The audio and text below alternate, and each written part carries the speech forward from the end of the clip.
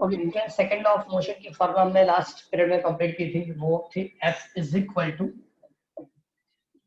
dp upon dt, और इसमें formula मिली F is equal to ma, F is equal to ma, और बाद में डेफिनेशन बताई थी 1 न्यूटन फोर्स के लिए, बाद में डेफिनेशन थी वो 1 न्यूटन फोर्स। क्या लिखा था? Force which can produce the acceleration 1 meter per second square in body of 1 kg mass is called 1 Newton। और सिमिलरली 1 टाइम के लिए क्या लिखेंगे? Force which can produce the acceleration 1 centimeter per second square in body of mass 1 gram is called 1 dyne। CGS और MCAS दोनों की definition हमको लिख के दी है।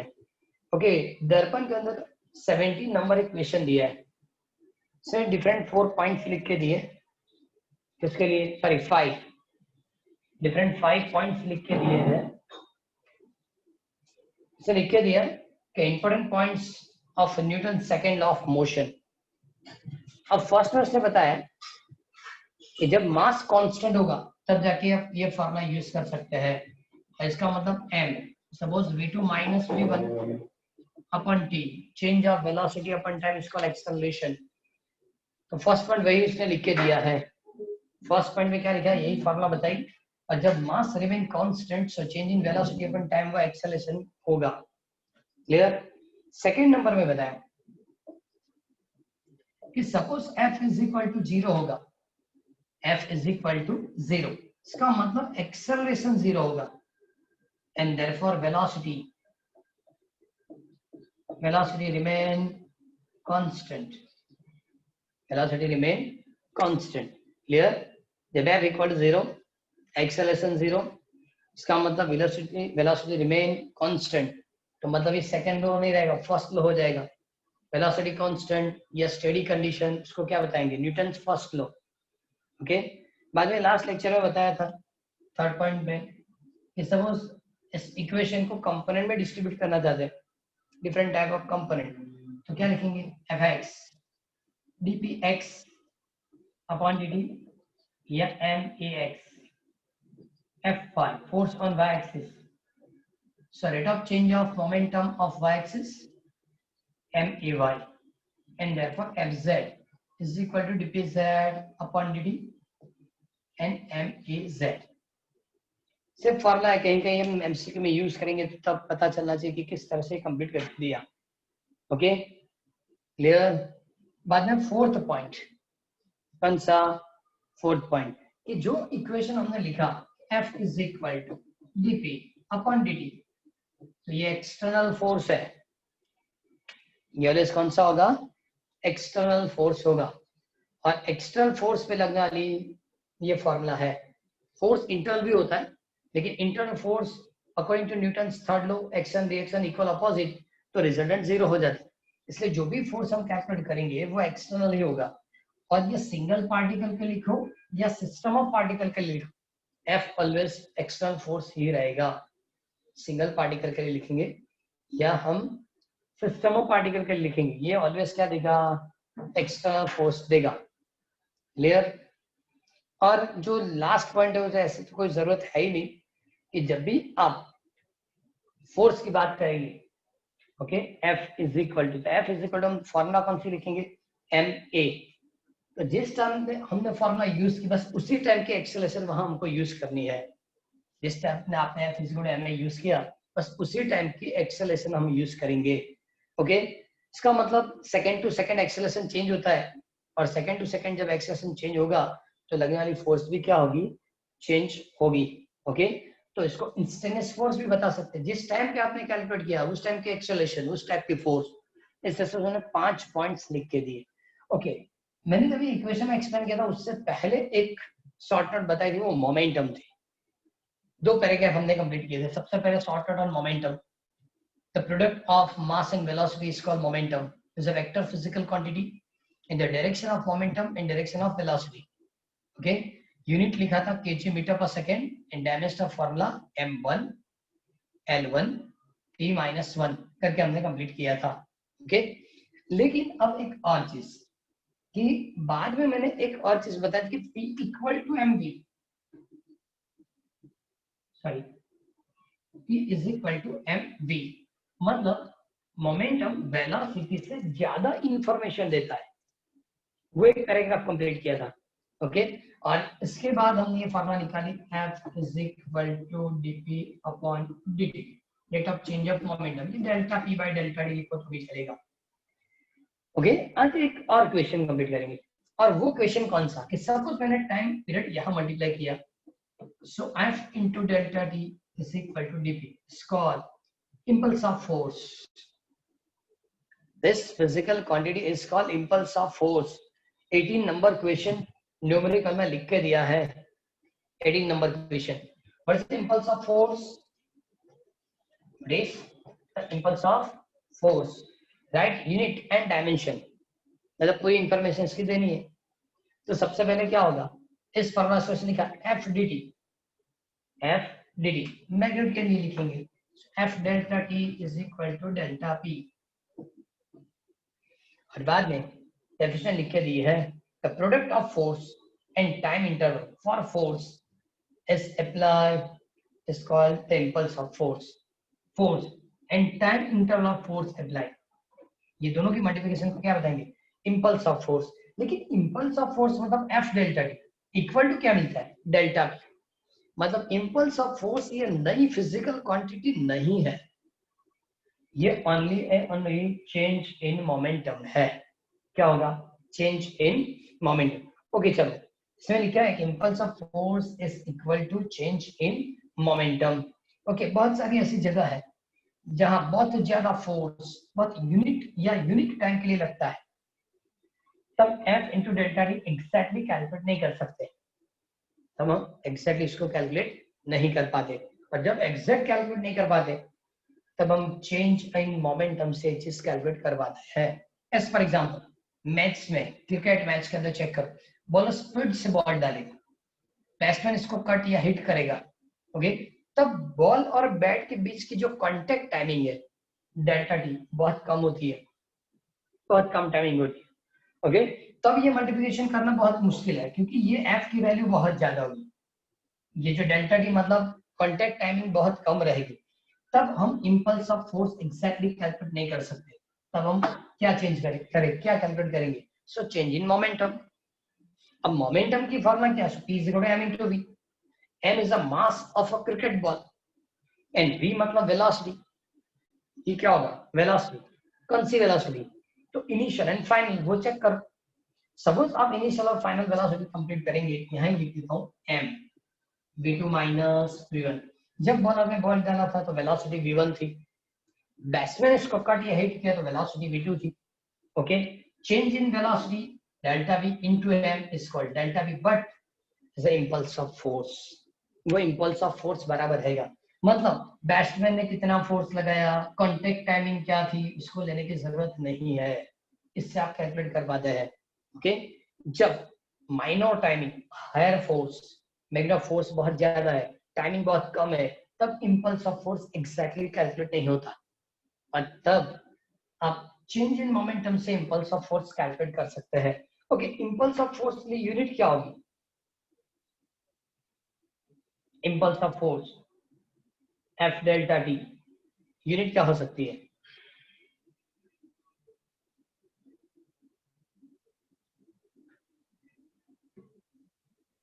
Impulse of force F delta T की यूनिट क्या हो सकती है।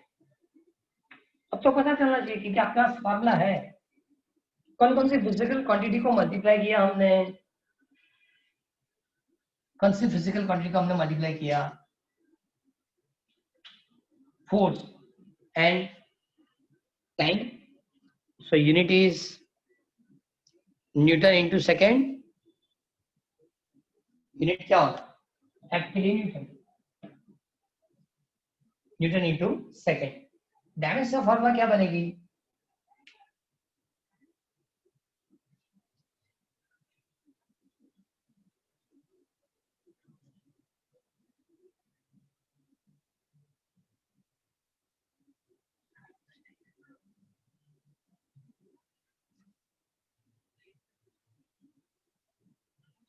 डायमेंशन फॉर्मूला क्या बनेगी?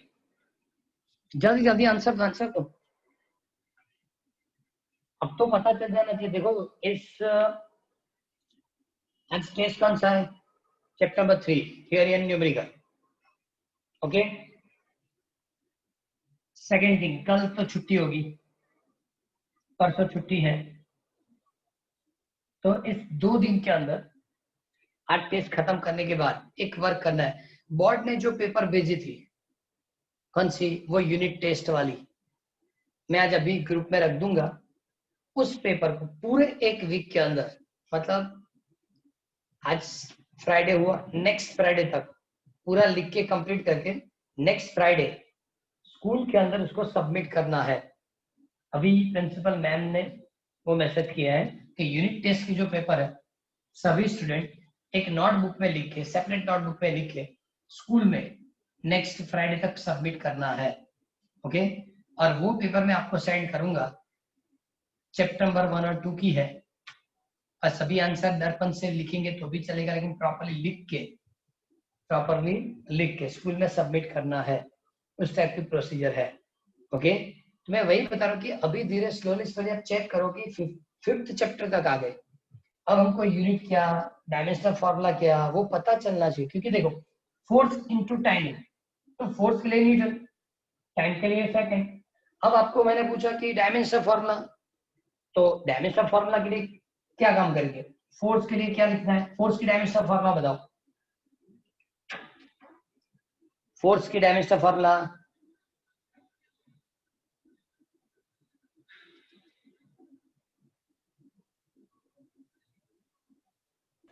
M0 L1 and T raised to -1.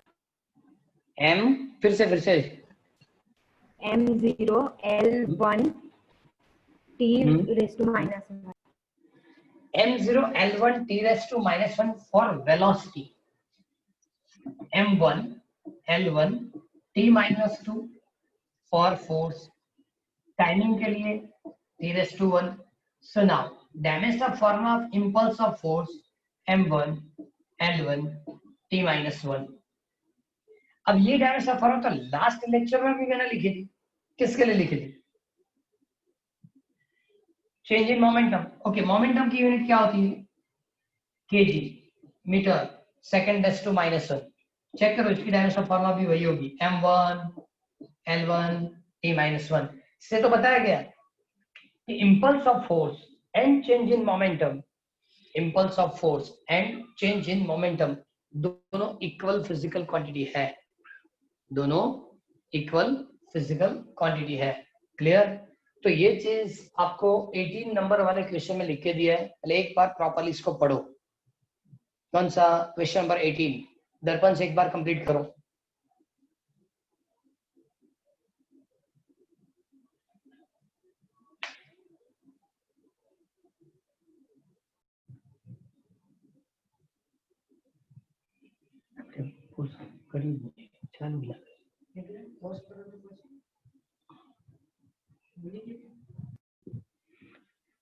Okay, देखो फिर से एक बार एक्सप्लेन करते हैं, पता चल जाए आपको। क्योंकि ये चीज ऐसी है कि दोनों जो पॉइंट्स है 22 एंड 20 दोनों जो क्वेश्चन हमने कंप्लीट किया ना, 22 नंबर एंड 23। 22 में सबसे पहले क्या बताया कि वो जो थर्ड रूल है, ओके, इसमें दो चीज बताई कि ऑब्जेक्ट के ऊपर जब दो ऑब्जेक्ट के बीच में जब इंटरेक्शन होती है, किसी को आप एक्शन बोलेंगे, सेकंड को रिएक्शन। और इसे क्या बोलेंगे? Action reaction equal and opposite, action और रिएक्शन इक्वल एंड अपोजिट। किसी को आपने एक्शन बताया तो सेकंड क्या होता है? रिएक्शन होता है, बराबर। इससे मैंने आपको एग्जांपल दिया, स्प्रिंग कंप्रेस करो, जो आपने दिया हुआ एक्शन है, लेकिन रिस्टोरिंग फोर्स लगेगा, रिस्टोरिंग फोर्स वो क्या होगा? रिएक्शन होगा। मतलब दोनों एक साथ उसी जगह पे क्या बताएंगे? एग्जिस्टेंस होंगे।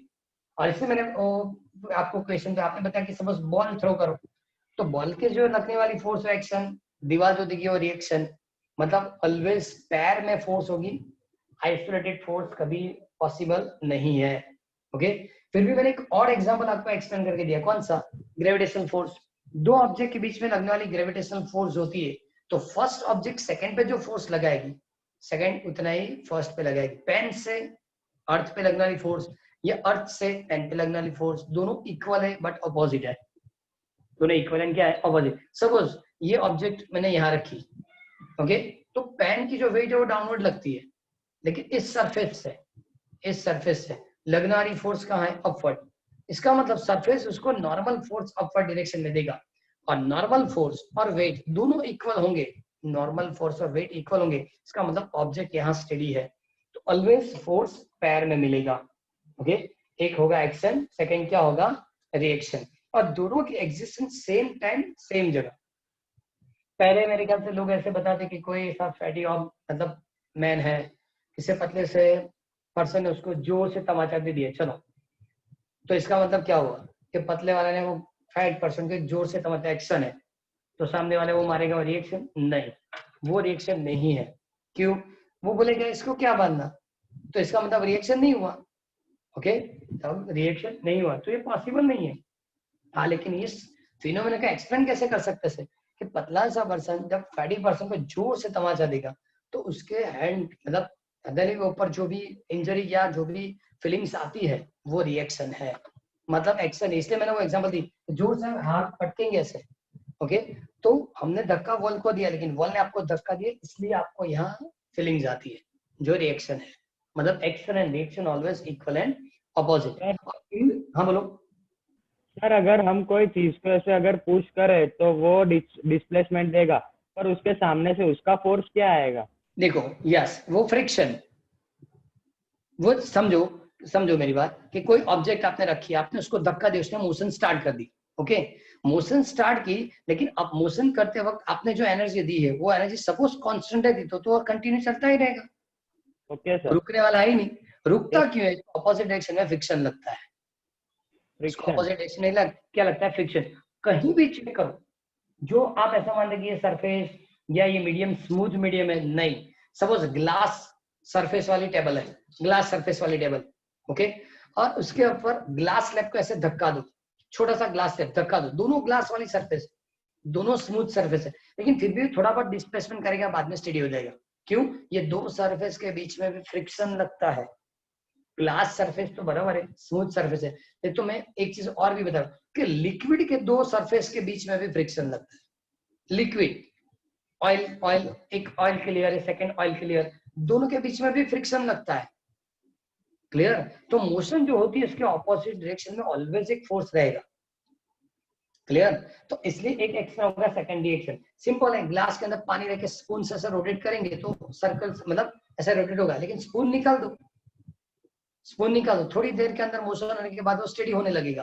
तो ऐसा क्यों, ग्लास की सरफेस स्टेनलेस स्टील या ग्लास वाला है, या लिक्विड जो है वो स्मूथ सरफेस है, स्मूथ सरफेस के बीच में भी दो लेयर के बीच, ओके, दो लेयर के बीच एक फ्रिक्शन फोर्स जिसको विस्कस फोर्स बताया जाता है, क्लियर। तो नंबर ऑफ फोर्स है, लेकिन Newton's third law action and reaction एक चीज देखो, क्या आइसोलेटेड फोर्स के एग्जिस्टेंस यूनिवर्स में नहीं है, दो फोर्स होंगे, कहीं भी आप चेक करो तो अपने आप मिलेगा कि एक एक्शन है तो सेकंड रिएक्शन है, ओके। इसलिए मैंने लिखा ए पे लगने वाली force due to D is F A B, similarly minus B पे लगने वाली force due to A, okay, दोनों इक्वल एंड अपोजिट, इसलिए दोनों को ऐड करेंगे तो आंसर कितना हो जाएगा, 0।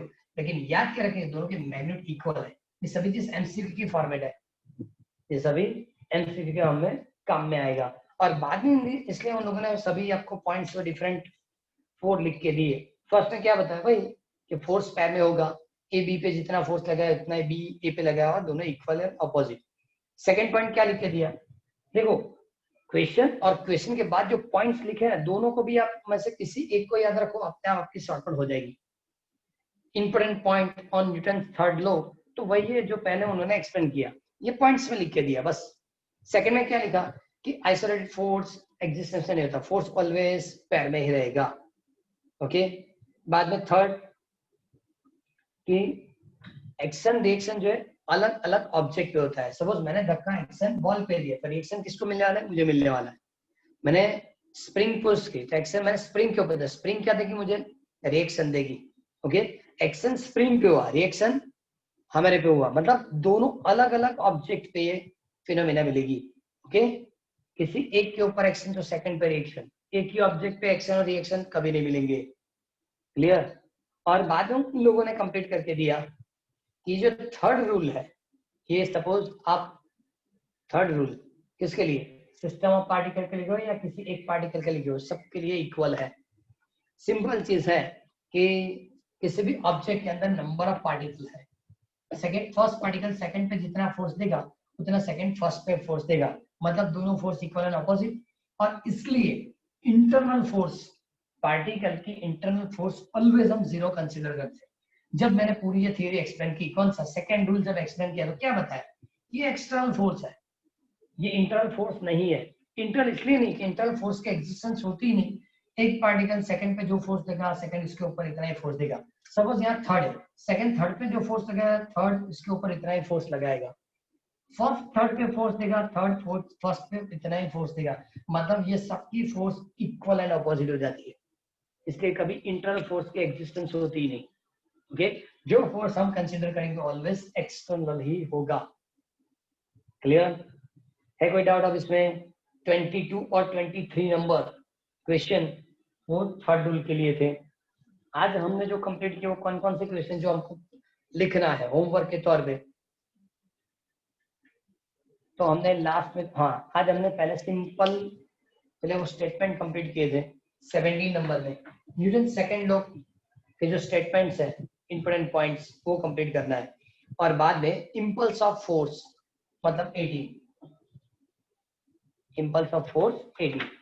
ओके, इसके बाद 22 न्यूटन थर्ड लॉ एक्सप्लेन करके दो, और important points on third law मतलब 23। ये चार अभी तक जो हमने कंप्लीट किए वो क्वेश्चंस है कोई डाउट इसमें? सर 19 वाला एग्जाम्पल वाला नहीं लिखना है? नहीं नहीं, ये सिर्फ इसलिए कि लॉजिकली याद रखना है, सब लिखेंगे नहीं। जो पॉइंट्स है जो थियोरेटिकल है जिसको पूछा जाएगा, मेजर ये सब थियरी 2-2 मार्क्स में होती है, तो वही प्रिपेयर करनी है, वही लिख के कंप्लीट करेंगे। इसे नहीं, देखो मैंने थर्ड चैप्टर के टेस्ट से पहले आपको लिस्ट दिया था कि भाई इतने क्वेश्चंस आप कंप्लीट करें, मतलब ऑलवेज वही पढ़ना है।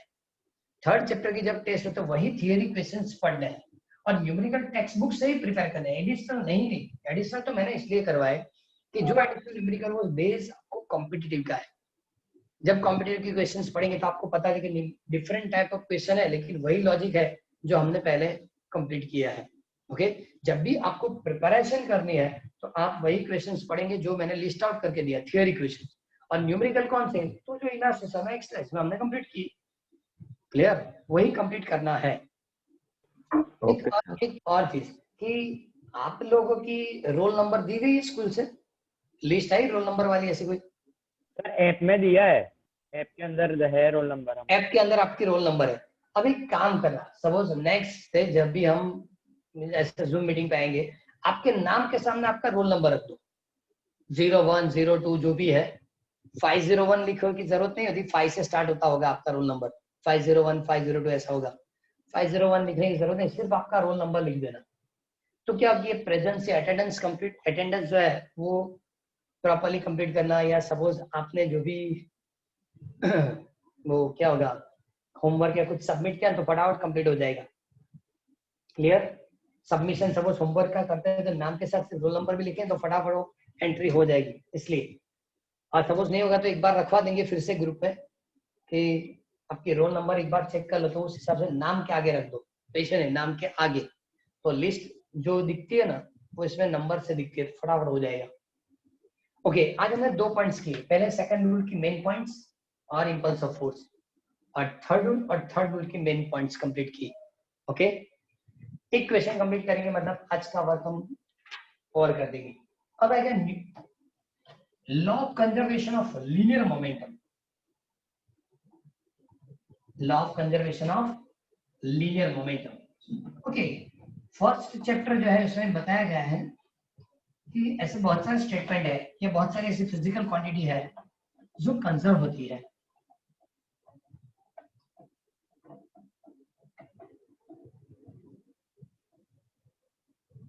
नंबर ऑफ फिजिकल क्वांटिटी है जो कंजर्व होती है, लेकिन इसमें उन लोगों ने बताया कि एक स्पेस जब कंजर्व होता है तो 2 स्टेटमेंट मिलते हैं, law of conservation of linear momentum and law of conservation of angular momentum, ऐसे 2 स्टेटमेंट मिलते हैं। और टाइम, टाइम भी कंजर्व होता है, और टाइम कंजर्व होता है तो law of conservation of energy and law of conservation of electric charge. Okay, और दो स्टेटमेंट, मतलब 4 स्टेटमेंट जो है उसको मेन कंजर्वेटिव लॉ बताया गया है। आज कंप्लीट क्या करेंगे हम, सिंगल क्वेश्चन जो है 24 नंबर का है, जिसमें लिखा है 24 नंबर में, explain the conservation of linear momentum bye suitable example, bye suitable example. ये जो रूल है वो सेकंड और थर्ड मिला के बनाया गया है, Newton second and third rule से बनता है। सिंपल चीज है कि सपोज गन के अंदर बुलेट इनिशियली स्टेडी कंडीशन में है, गन के अंदर बुलेट इनिशियली क्या होगा, स्टेडी कंडीशन में होगा। जब वो स्टेडी कंडीशन में है, मोमेंटम का मतलब क्या होता है, m into v, p is equal to m into v। Okay, gun और बुलेट दोनों स्टेडी है, इसके मतलब वेलोसिटी जीरो, और वेलोसिटी जीरो मतलब इसका इनिशियल मोमेंटम क्या होगा, जीरो होगा। इसमें दो चीज है, यहाँ लिखा हूं, mass of bullet plus mass of gun और ये वेलोसिटी, लेकिन दोनों स्टेडी है, दोनों स्टेडी मतलब इनिशियल वेलोसिटी क्या है इसकी, जीरो।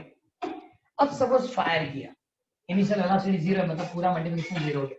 अब सपोज फायर किया तो बुलेट जितनी वेलोसिटी से आगे जाएगी या जितनी मोमेंटम से आगे जाएगी, उतना मोमेंटम पीछे की ओर गन को लगता है, गन को एक धक्का लगता है पीछे की ओर। इसका मतलब क्या है, mv into v1, मतलब mass of bullet velocity of bullet is equal mass of gun and velocity of gun। Okay, ये दोनों की मोमेंटम इक्वल और अपोजिट, जितनी वेलोसिटी अगर जितने मोमेंटम से आगे की ओर बुलेट जाती है, उतना मोमेंटम मतलब इतना धक्का कहाँ लगेगा, पीछे की ओर लगेगा।